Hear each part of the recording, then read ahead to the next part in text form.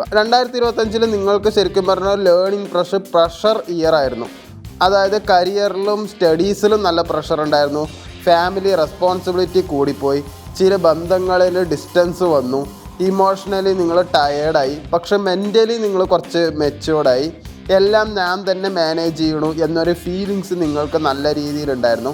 2025 അവസാനത്തോടെ ഇനി എനിക്ക് സമാധാനം വേണം എന്നൊരു മൈൻഡ് സെറ്റ് ചേഞ്ച് എന്തായാലും നിങ്ങൾക്ക് ഉണ്ടായിട്ടുണ്ടാവും.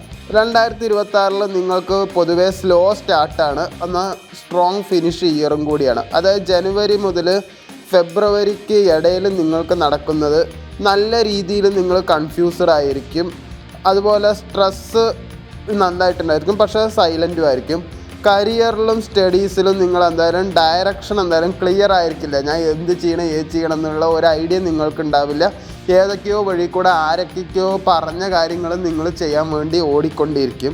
അതെന്താണെന്ന് നിങ്ങൾ മനസ്സിലാക്കുകയാണെങ്കിൽ കുറച്ച് നല്ലതാണ്. പക്ഷെ അത് മനസ്സിലാക്കാൻ എന്തായാലും കുറച്ച് വൈകും.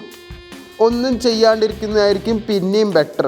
പ്രണയത്തിലാണെങ്കിൽ പഴയ മെമ്മറീസ് നല്ല രീതിയിലുണ്ടാവും. പഴയ പ്രണയിനിയാണെങ്കിലും മുമ്പ് പ്രണയിച്ച ആളുടെ തോട്ട്സ് എന്തായാലും മനസ്സിലിങ്ങനെ വെറുതെ വന്നുകൊണ്ടേയിരിക്കും. ഫൈനാൻസ് നോക്കുകയാണെങ്കിൽ എക്സ്പെൻസും ഇൻകവും എന്തായാലും ഉണ്ടാവും.